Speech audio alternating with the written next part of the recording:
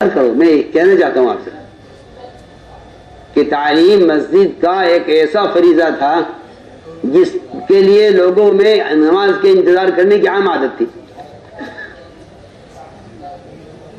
نماز میں انتظار کرنے کی عام عادت تھی، لوگوں میں انتظار کر لو. امام مشغول ہے. عمر رضی اللہ تعالیٰ عنہ امور خلافت میں مشغول رہتے تھے. اقامت اور تکبیر تحریمہ کے درمیان بھی اقامت اقامت ہو گئی، یہ سب سیدھی ہو گئی.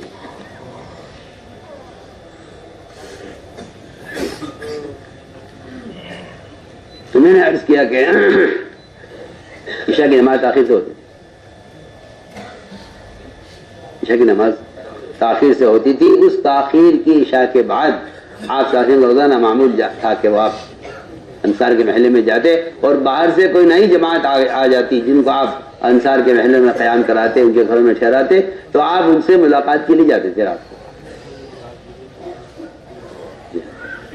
رات کو ملاقاتیں.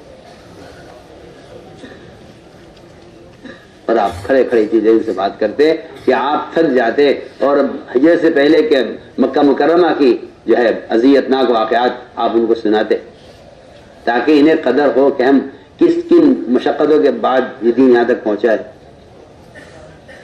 چنانچہ ایک دن آپ کو تاخیر ہو گئے جانے میں، تو انہوں نے کہا آج تو آپ تاخیر سے آئے، روزانہ جس وقت آتے اس وقت کیوں نہیں آئے؟ اس سے معلوم ہوتا ہے کہ آپ کا معمول روزانہ کا تھا. تو آپ نے فرمایا کہ میرا کچھ پڑھنا باقی رہ گیا تھا، میرا دل نہ چاہا کہ میں اس کو چھوڑ کر آؤں، اس لیے مجھے آنے میں تاخیر ہو گئی ہے کہ روزانہ کے معمولات کو پورا کرنے کی وجہ سے آج کی ملاقات میں دیر ہو گئی. آپ اس سے اندازہ کر لیجیے آپ صلی اللہ علیہ وسلم نے یہ نہیں کیا کہ اس کو چھوڑ دو ملاقات کرنے. میں اس لیے میں کہتا ہوں کہ نوافل یا تسبیحات، کوئی نیا آدمی آ جائے اس کو دعوت دینا تو اللہ کی قسم نوافل تسبیحات پر خدا کی قسم مقدم ہے.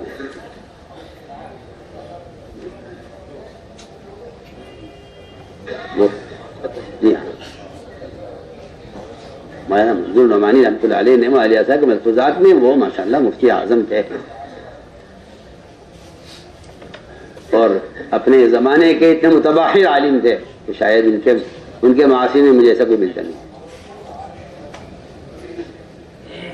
لیکن معالیہ صاحب رحمۃ اللہ علیہ کے ساتھ رہ کر آدمی سمجھتا تھا کہ اس آدمی کی نظر، اس کی سوچ کیا ہے. ورنہ دور دور رہنا تو مراد تک پہنچنے نہیں دیتا. سچی بات ہے، دور رہنا تو ان کے ملفوظات میں اس بات کو نقل کیا ہے انہوں نے. میں کہتا ہوں انہیں اشکال ہوتا تو وہ اس ملفوظ کو کیوں اپنی ذمہ داری پر نقل کیا ہے کہ اگر کوئی شخص نفل پڑھ رہا ہے، اچانک کوئی نیا آدمی مسجد میں آ جائے اور اسے اندازہ ہے کہ یہ واپس چلا جائے گا تو نفل توڑ کر اس سے ملاقات کرے.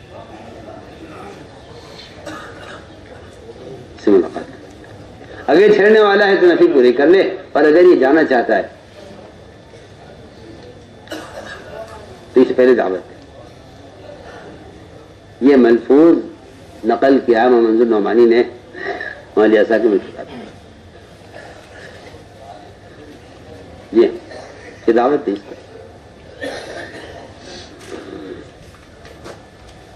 اس کو دعوت دے. یہ مقدم ہے نوافل پر، یہ مقدم ہے نوافل پر کہ آپ اس کو دعوت دے. ہماری مسجدوں میں عام طور سے جماعتیں ٹھہرتی ہیں، اعلان ہو جاتا ہے کہ نماز کے بعد تشریف رکھیں، انشاءاللہ دین کی بات ہوگی.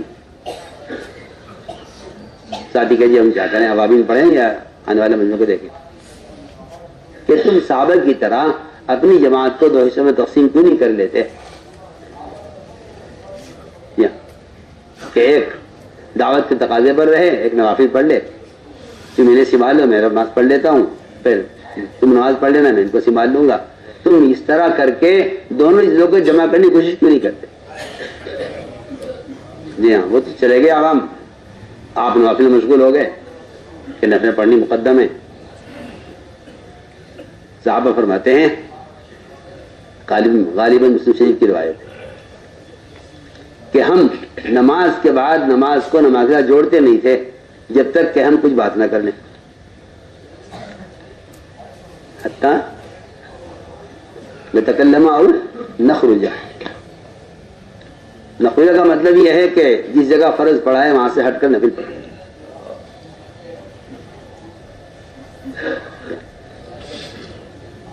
حتیٰ نتکلم اور نخرج، غالباً یہ الفاظ ہوں گے۔ تو میں نے عرض کیا کہ بعض مرتبہ یہ ہوتا ہے کہ آدمی اپنی معمولات کی مشہوری کی وجہ سے نئے آدمی کو نظر انداز کر دیتا ہے، نئے آدمی کو نظر انداز کر دیتا ہے کہ ٹھیک ہے آدمی جانے تو میں تو اپنے کام میں مشغول ہوں۔ سردی کی لمبی راتیں اور یہاں مولانا الیاس صاحب کا حکم کہ استقبال کرو، اور آتا کوئی تھا نہیں، صبح سے شام ہو جاتی تھی، کبھی کبھی ایک فرد بھی نہیں آتا۔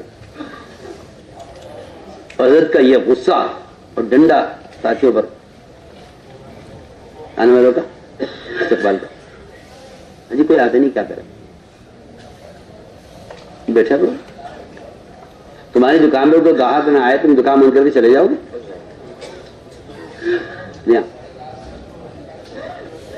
سوچیے آپ۔ تو اس نے عابدین صاحب کو بٹھایا وہاں کونے پر دروازے کے استقبال کا، کوئی آنے والا نہیں۔ خیال یہ ہوگا کہ اوابین آج تو آئے نہیں کوئی، چلو اوابین پڑھ لیں، تو مسجد میں اوابین پڑھنے لگے یہاں دروازے کے پاس۔ ادھر اوابین شروع کی، ادھر ایک صاحب آئے، مٹکے سے پانی پیا اور جانے لگے۔ مولانا الیاس صاحب لیٹے ہوئے تھے، اس کی بیماری شروع ہو گئی تھی، وہی چیخے ارے کوئی ہے ایسے پکڑے، کوئی ایسے پکڑے، ایسا اس طرح لپکتے تھے آنے والوں پر جیسے کوئی شکاری شکار پہ لپکتا ہے، ارے وہ گیا وہ گیا وہ گیا۔ صاحب میرے کان میں ہلکی سی آواز ہلکی پڑی، ارے کیا بات ہو گئی، کس کو بلا رہے ہیں؟ میں نماز کا سلام پھیر کے گیا تو حضرت اتنا غصے میں تھے کہ مجھے کہتے اونچا، مجھے ڈر ہوا کہ آج شاید ہاتھ اٹھا دیں گے، اتنا غصے میں تھے۔ کہاں تھے تو زین العابدین کا؟ میں تو بڑا اطمینان سے تھا، میں نے کہا میں تو میرے پاس تو بہت بڑی دلیل ہے کہ میں تو نماز پڑھ رہا تھا، میں تو نماز پڑھ رہا تھا۔ تو انہوں نے صاحب نے کہا حضرت میں تو نماز پڑھ رہا تھا، وہ آ کے چلا گیا تو میں کیا کروں، میں تو نماز پڑھ رہا تھا۔ فرمایا تم اللہ کے یہاں اس 2 رکعت نوافل کا کیا جواب دو گے جس کے دوران ایک آدمی آگے چلا گیا تو اس کو دعوت نہیں دی، اللہ کے کیا جواب دو گے؟ صاف حضرت فرمایا کیا جواب دو گے اللہ کے یہاں؟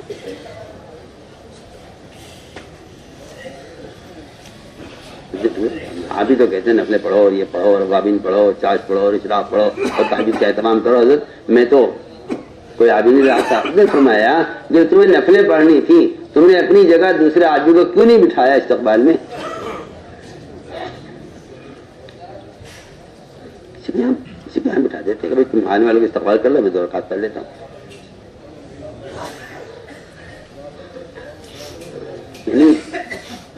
موسیٰ علیہ السلام اللہ تعالیٰ سے اپنے ساتھ ہارون علیہ السلام کو لینے کے لیے اس لیے کہہ رہے ہیں، وہ فرما رہے ہیں اشرد بھی ازری واشرک فی امری، کیوں؟ کئی نسبح کا کثیرہ مذکر کا کثیرہ، ساتھیوں کو ساتھ لینا اس لیے ہوا کرتا ہے تاکہ 2 مل کر اگر کام کریں تو ان کو اللہ تعالیٰ کی عبادت اور ذکر تسبیح کا موقع زیادہ مل جائے۔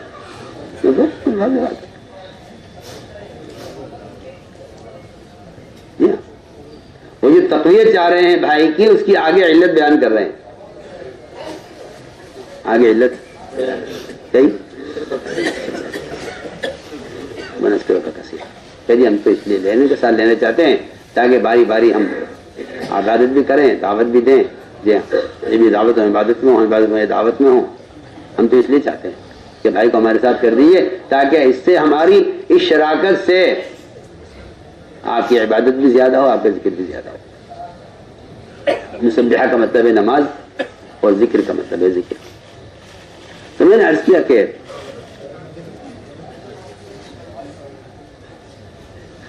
یہ تھی بات. اس لیے میرا عزیز دوستوں ہم یہ عرض کرتے ہیں کہ اپنے اللہ کے درمیان کے معاملات کو درست کرو. میں اس بات کا یقین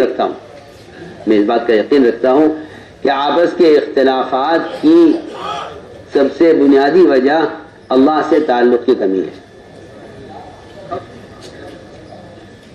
اللہ سے تعلق کی کمی ہے. یہ ایک حقیقت ہے کہ جن کا اپنا تعلق اللہ سے بگڑا ہوا ہوگا ان کے مخلوق کے درمیان کے تعلقات بگڑ کر رہیں گے، بگڑیں گے. جن کا اپنا اللہ کے ساتھ تعلق بگڑے گا ان کا مخلوق کے درمیان جو اپنے اللہ کے درمیان کے تعلق کو درست کر لیں گے اللہ ان کے مخلوق کے درمیان کے معاملات کو درست کر لیں گے. اس لیے دعا میں ہے اللہم اجعل سریرتی خیرا من علانیتی، سریرتی خیرا من علانیتی. اے اللہ میرا جو معاملہ پوشیدہ ہے اور میری جو انفرادی زندگی ہے اور میرے جو خلوت کے اعمال ہیں اے اللہ تو ان کو بہتر کر دے، میرے علانیہ سے بہتر. اس کا اگلا حصہ ہے دعا کا وجعل علانیتی صالحہ. اس سے معلوم ہوتا ہے کہ علانیہ کا صالح ہونا وہ اس کے سریرہ کے صالح ہونے پر موقوف ہے. یہ میں کہنا چاہتا ہوں. جس کا صاف بات ہے کہ جس کی اللہ کے ساتھ جس کی تنہائی بگڑی ہوئی ہے اس کی جلوت بگڑے گی. جس کی خلوت اللہ کے ساتھ بگڑی ہوئی ہے پکی بات ہے. جو خلوت کی معصیتوں میں ہے میں کہتا ہوں کہ بلا وجہ لوگ ان سے نفرت کریں گے. یہاں تک آتا ہے روایتوں میں کہ جو گناہ آپ چھپ کر کر رہے ہیں اگرچہ اس کا کسی کو علم نہ ہو تب بھی لوگ آپ سے نفرت کریں گے. اور جو نہیں کہ آپ چھپ کر رہے ہیں کسی کو اس کی خبر نہ ہو لیکن اللہ تعالیٰ آپ کی نیکی کی وجہ سے آپ کی محبت اور آپ کا رعب لوگوں کے دلوں میں پیدا کر دیں. ضروری نہیں ہے کہ آپ جو ہے معصیت کھل کر کریں جس سے لوگ آپ سے نفرت کریں. اگر آپ معصیت چھپ کر بھی کر رہے ہیں تب بھی میں کہتا ہوں کہ خود بخود لوگوں کے دلوں میں آپ کی طرف سے نفرت پیدا ہو جائے گی. لوگ کہتے ہیں مجھ سے بلا وجہ نفرت کرتے ہیں. میں کہتا ہوں اگر آپ سے کوئی نفرت کرتا ہے تو آپ اپنی خلوت پر غور کر لیجیے. میں وہ عام بات کر رہا ہوں. میں اپنے لیے کہہ رہا ہوں, میں کسی کو مطلب نہیں کر رہا. جو آدمی بھی کہتا ہے ان کو مجھ سے نفرت ہے, میں کہتا ہوں پہلے اپنی خلوت پر غور کر لیں. یہ پکی بات ہے. جس آدمی کی خلوت بگڑ جاتی ہے اس کی مخلوق کے ساتھ جلوت بگڑ جاتی ہے. اس لیے اپنے اذکار کا, تلاوت کا, اس کا اہتمام کریں. جی ہمارے صاحب ایک صاحب کو خط لکھا, خبر نہیں ذکر میں تمہارا کیا معمول ہے, اور یہ تصویرات میں نے تمہیں بتائی تھی, تم انہیں اہتمام سے کر رہے ہو یا نہیں. اور آگے لکھتے ہیں حضرت مولانا صاحب خط میں کہ اللہ کے دھیان کے بغیر ذکر کرنا بعض بزرگوں نے حرام لکھا ہے. بالکل خط اسی طرح کافی ہوتے, خط سنا دیتے سارے پراموں کو.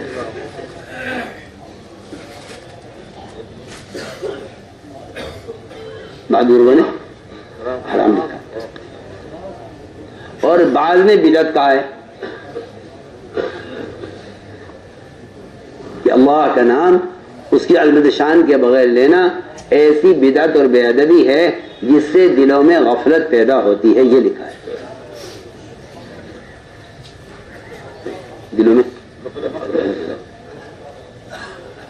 میں سمجھتا ہوں کہ معمولات کا پورا ہو جانا یہ بھی ذکر کے معیار کا گر جانا ہے.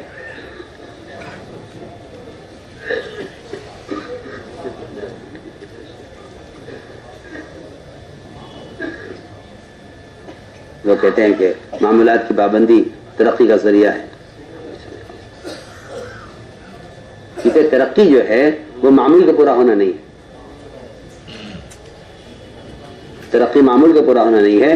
ترقی تو اللہ کا قرب ہے. صاحب اللہ اکبر, قرب الہی جو ہے نا وہ ترقی ہے. قرب الہی قرب الہی ترقی ہے. اور یہ بات یاد رکھنا کہ قرب الہی کسی کیفیت کا محسوس ہونا نہیں ہے. قرب الہی مولوی فرقان کسی کیفیت کا محسوس ہونا نہیں ہے. قرب الہی دو چیزیں ہیں. ایک تو معصیت سے نفرت ہو جائے, معصیت سے نفرت. ایک خلاف سنت چیزوں سے کراہیت محسوس ہونے لگے, یہ قرب الہی کی علامت ہے.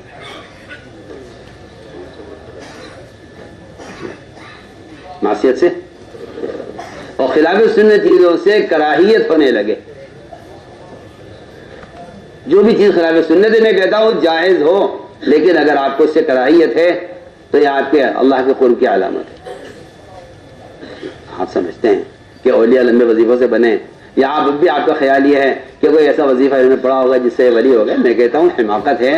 اس کا تو ذکر کا یہ کمال ہی نہیں ہے کہ آپ کثرت ذکر سے ولی بن جائیں. نہیں, یہ کہ ساری خلافتوں کی چوٹی اور سارے تصوف کا نچوڑ صرف اتباع سنت ہے. صرف سنت, وہ اس کا تو جنازہ نکلا ہوا ہے اور لوگ بیچارے اپنے اوراد وظائف لمبے لمبے پڑھ کر سمجھتے ہیں کہ ہم ذکر کے اس درجے پہ اس درجے پر ہیں. کوئی درجہ نہیں. کثرت اذکار ولایت کی دلیل نہیں ہے. کوئی دلیل نہیں, نہ کوئی دلیل ہے, نہ کوئی ذریعہ ہے. صاف بات ہے. آپ صرف مصنوع اذکار کا اہتمام کرنے, صرف اس کو وظیفہ نہ کریں. آپ کو وظیفہ نہ کریں, آپ صرف اذکار مصنوع کا اہتمام کر لیں. میں کہتا ہوں کہ آپ ولی ہو جائیں گے. صرف اذکار مصنوع کا اہتمام کریں. اذکار مصنوع تو صاحب اتنے پرانے ہو گئے ہیں ذہنوں میں لوگوں کے, اب لوگوں کو نیا وظیفہ چاہیے.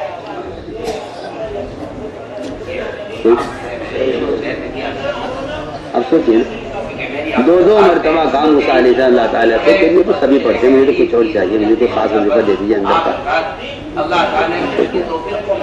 موسیٰ علیہ السلام اللہ تعالیٰ سے اس کلمے کے علاوہ کوئی اور وظیفہ چاہ رہے ہیں کہ یہ تو سب پڑھتے ہیں, مجھے کچھ اور چاہیے. سوچیے یہ دیکھتا ہوں کہ مصنوع دعاؤں سے اور مصنوع اذکار سے لوگوں کی طبیعت اکتا چکی ہے. جی, ان کو نئی دعائیں چاہیے اور ان کو نئے وظائف چاہیے.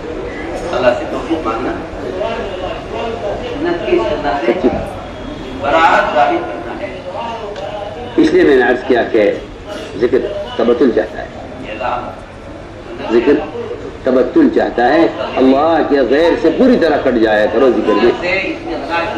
میں کہتا ہوں نماز اگر آپ بیت اللہ کے سامنے بالکل اس کی جڑ میں کھڑے ہو کر آپ پڑھ رہے ہیں دیوار کے پاس, اور آپ کی نظر بیت اللہ پر ہے, تو آپ کی نماز میں تبتل, آپ کی اگر نظر کہاں ہے اور آپ ملتزم کو دیکھ رہے ہیں نماز میں, تو آپ کی نماز میں تبتل نہیں, آپ کی نماز میں تبتل نہیں ہے. سوچیے آپ, یہ نماز کامل نماز نہیں, یہ نماز کامل نماز نہیں ہے. آپ تو یہاں کھڑے ہو کر کہاں دیکھ رہے ہیں؟ میں کہہ رہا ہوں بیت اللہ کے سامنے کھڑے ہو کر ملتزم اگر آپ بیت اللہ کو دیکھ رہے ہیں تو آپ کی نماز کامل ہے, کیونکہ نماز میں آپ کی نظر وہ سجدے کی جگہ پر نہیں ہے. میں بے تکلف کہتا ہوں کہ جو آدمی جائز نماز پڑھ رہا ہے وہ ناجائز کاموں سے نہیں ہوتے.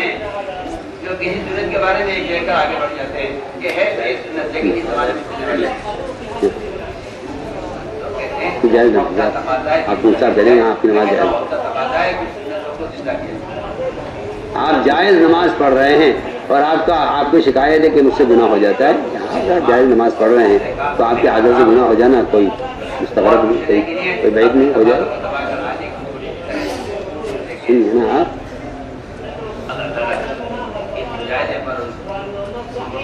تو نماز جو قائم نماز ہے وہ منتشر ہوگی. جو نماز قائم نماز ہے منتشر ہوگی. لیکن اگر آپ کی نظر نماز میں نماز کی جگہ پر نہیں ہے تو آپ کی نظر نماز سے باہر صغائر میں خطا کرے گی.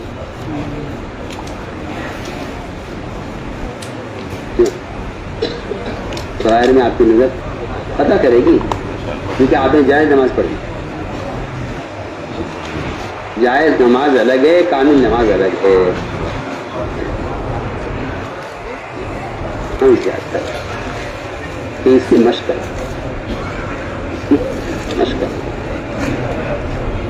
اس کی مشق کرو کہ اپنے اعضاء کو نمازی جگہ پر رکھو کیونکہ یہ ذکر اکبر ہے. اگر ذکر اکبر میں اللہ کی توجہ نہیں ہے تو باقی اذکار میں اللہ کی توجہ کی کوئی امید نہیں پڑنی چاہیے. میں یہاں تک عرض کرتا ہوں کہ نماز سے باہر کے جو اذکار ہیں، جو وظائف ہیں، ان میں بھی اللہ کے کا دھیان اتنا ہی آئے گا جتنا نماز میں ہے. کیونکہ جو آدمی اللہ سے اپنی معراج میں غافل ہے وہ باقی اعمال میں ذاکر کیسے ہو سکتا ہے؟ معراج اس میں جتنے بھی اعمال ہیں اور جتنے بھی اذکار ہیں، چاہے وہ تلاوت ہو، چاہے وہ ذکر ہو، چاہے وہ صبح شام کی تسبیحات ہوں، چاہے وہ کسی نامحرم سے نظر کا ہٹانا ہو، خدا کی قسم اس سب کا تعلق صرف نماز میں اللہ کے دھیان سے ہے. جو نماز میں اللہ کے دھیان کی مشق کرے گا وہ باقی نہ اذکار میں، نہ عوامر میں، نہ نواہی میں کسی بھی اللہ کو یاد نہیں رکھتا. اللہ کو یاد رکھنے کا جو ایک واحد ذریعہ ہے وہ صرف نماز. جو نماز میں غافل ہے وہ باقی کسی بھی لائن میں عوامر یا نواہی ہو اس میں وہ ذاکر نہیں ہو سکتا. یہ نماز ذکر اکبر ہے. جو ذکر اکبر میں غافل ہے وہ باقی اذکار صغیرہ میں کیسے ذاکر ہو سکتا ہے؟ اس لیے میں کہتا ہوں کہ ذکر تبتل چاہتا ہے. ذکر تبتل چاہتا ہے. ذکر تبتل چاہتا ہے. اللہ کے غیر سے کوئی طرح کرتا ہے. اب تو ذکر جو ہے وہ منکر حالات کے ساتھ جڑ گیا ہے. اب تو لوگوں نے حدیث کر دیا.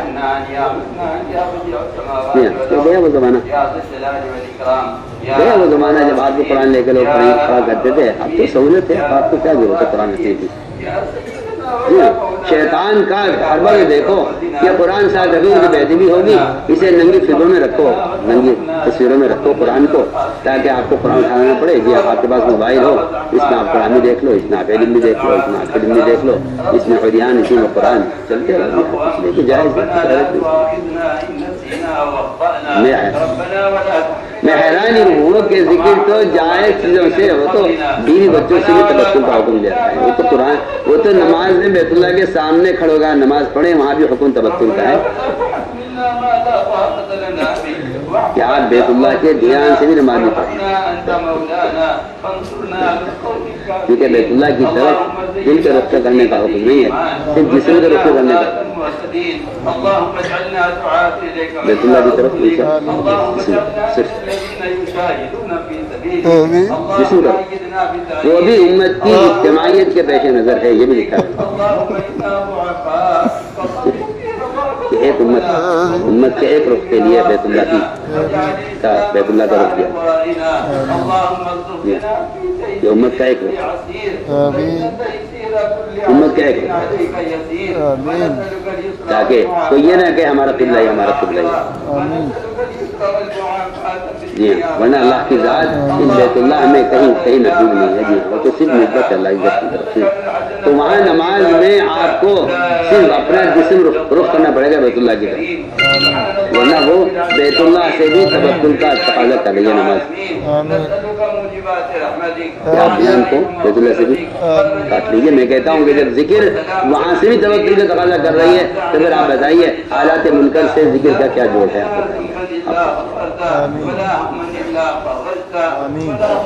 آپ موبائلوں میں قرآن رکھ کر سمجھتے ہیں کہ ہاں کوئی حرج نہیں ہے، سہولت ہے، اور کوئی ایسی کوئی حرج نہیں ہے. جائز کہنا چاہیے. کیا مجھے تعجب ہے،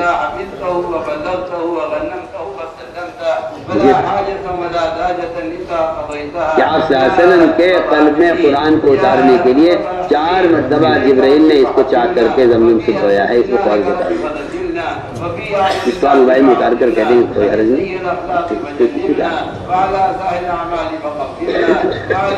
کوئی قرآن دکھائے دنیا میں آپ کہ جس میں تصویریں بھی ہوں قرآن بھی ہو کوئی چھاپتے ہو.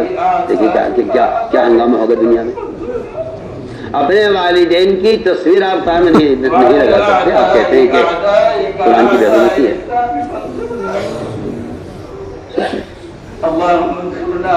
وہ گن بھرا ہوا ہے آدھے اسکرین پر سورہ فاتحہ آدھے اس کے میں ننگے طریقے سامنے یہ دکھلائی کہ یہ موبائل کا حال ہے. اور کہتے ہیں قرآن پڑھنے میں کیوں انکار کرتے ہیں. تبلیغ والے کیوں تبلیغ والے کو کیا ہو گیا. عجیب بات ہے. تبلیغ والے کو کیا ہو گیا اس سے انکار کر رہے ہیں. میں حیران ہوں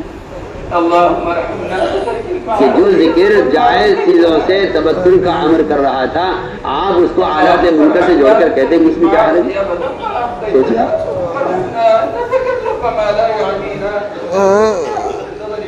کہا کرتا ہوں کہ ادب کا جو درجہ ہے جواب سے بہت اونچا ہے. یہاں بے ادبی کو محروم کر دیتی ہے. جواب نہیں محروم کر دیتا, بے ادبی محروم کر دیتا. ادب نے جواز کی حدود قائم کی ہے. اگر آپ ادب کو چھوڑ دیں تو میں کہتا ہوں کہ جواز کی حدود ختم ہو جائے.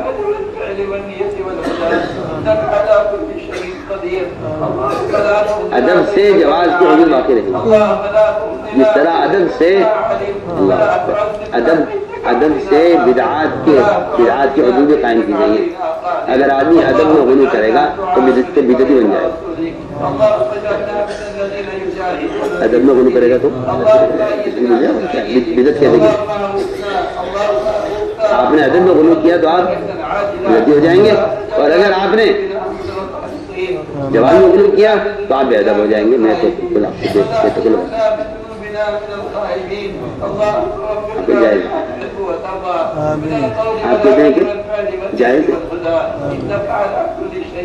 آپ ادب کی دنیا میں آئیے تو آپ کو جائز کو تو آپ بھول جائیں گے. آپ تو سوچیں گے کہیں حرام تو نہیں. ایک بیچارے بڑے عالم پیدل جماعت لے کے چل رہے تھے. ایک مسجد میں گئے, بہت ہی زیادہ تھکے ہوئے تھے. پیدل جماعت بہت جا رہے 1 کلومیٹر تھکے ہوئے تھے بہت. جا کے بیٹھے بیچارے مسجد میں اور وہ سے لیٹ گئے. بھوک لگ گئی, پیر جو ہے وہ قبلے کی طرف.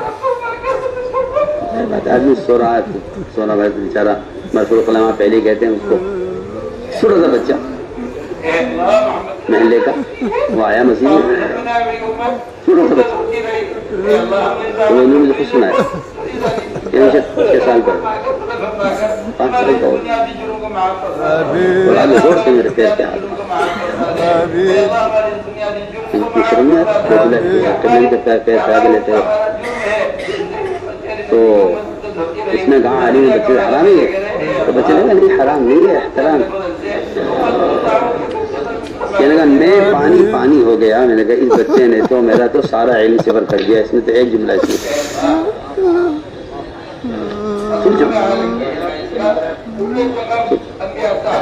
آپ جائز کے چکر میں پتہ نہیں کہاں سے کہاں پہنچ گئے. کہنے لگے اس بچے نے مجھے میرا سارا علم فیل کر دیا ایک جملے میں.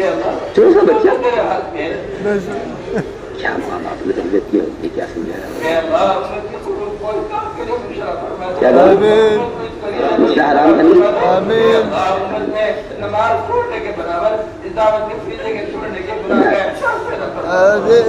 کہ ہم سب جواز کے چکر میں ہمیں سب کو بے ادب بنا دیا, بے ادب نہیں بنا دیا, صحابہ کے طریقوں سے دور نکال دیا.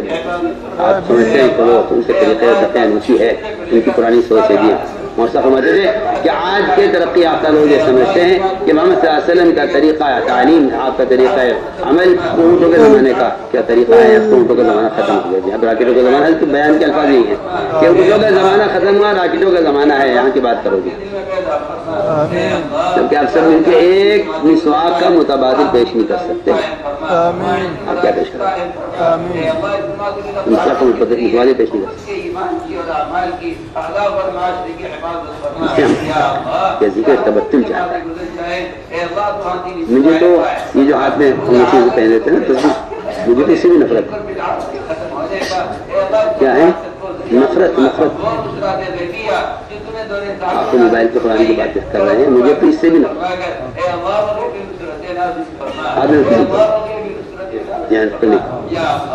اس سے مجھے نفرت، مجھے اس سے بھی نفرت ہے، کیونکہ دانے سنت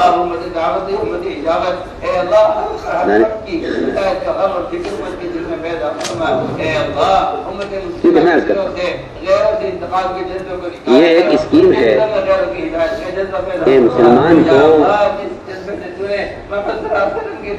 عمل کی ترغیب سنت سے معمول سے ہٹ کر دی جائے، یہ میں اس کو ایک اسکیم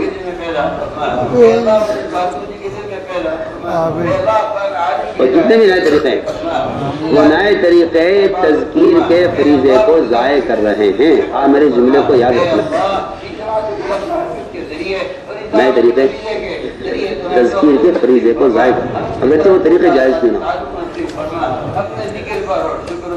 آپ کے آدمی تصدیق ہے، آپ کے آدمی یہ تجویز یہ مذکرہ بھی ہے، اس سے مشبہہ نہیں ہے، یہ تصدیق نہیں ہے صرف، بلکہ یہ مذکرہ ہے کہ دیکھنے والوں کو آپ کی تصدیق ذکر آتا ہے۔ مگر شیطان اتنا گھاگ ہے، وہ آپ کے عمل کو چھپانے کا مشورہ دے گا کہ آپ عمل چھپا کر کریں، ورنہ لوگ آپ کو ریاکار کہیں گے، لوگ آپ کو ریاکار کہیں گے، لہذا آپ اپنا عمل چھپا کر کریں۔ تو چھپانے کے لیے لوگوں نے یہ حرکتیں شروع کی، جبکہ عمل کا ظاہر کرنا چھپ کر عمل کرنے سے بدل جا افضل نہیں، میں کہتا ہوں بعض معتبر فرض ہو جائے، بعض واقع پر فرض اپنے عمل کو ظاہر کریں، اپنے عمل کو ظاہر کریں۔ عمل کا چھپانا خدا کی قسم اخلاص نہیں ہے، اور عمل کو دکھانے کے لیے کرنا ریا نہیں ہے۔ عمل دکھانے کے لیے کرنا، عمل دکھانے کے لیے کرنا ہے تو عین سنت ہے، آپ نے اس کو ریا کیسے کہتے ہیں؟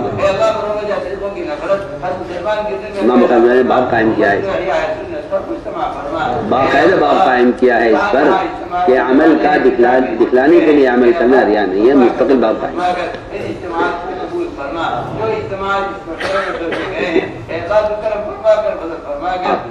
آپ روزہ رکھتے ہیں اور پھر پیتے رہتے ہیں، پھر آپ سے کہہ دیں دوپہر کا آ جاؤ کھانا کھا لو، بولتے نہیں آپ بسم اللہ کرو، بھائی آ جاؤ کھانا کھا لو، 2 بج رہے، دوپہر کا وقت ہے نا، کھانے کو بھوک لگ رہی ہوگی کہ نہیں مجھے بھوک ہی نہیں، جھوٹ بولنا حرام، جھوٹ بولنا حرام ہے، یہ روزہ چھپانے کی وجہ سے جھوٹ بول رہا ہے۔ اگر میں کہوں میں روزہ ہے پھر یہ ہو جائے یا کوئی یہ تو عین دعوت ہے، یہ تو عین دعوت ہے، یہ تو عین دعوت ہے، آپ کو تو ڈبل اجر ملے گا اس کا۔ اگر آپ اپنے نفی روزے کو ظاہر کرتے ہیں تو آپ کو ڈبل اجر ملے گا، روزے کا اجر الگ ملے گا، اور میں کہتا ہوں کہ 3 گنا اجر ملے گا۔ آپ دوسرے کو ترغیب بھی دے رہے ہیں اور آپ عملی دعوت دے رہے ہیں، عملی دعوت کا اجر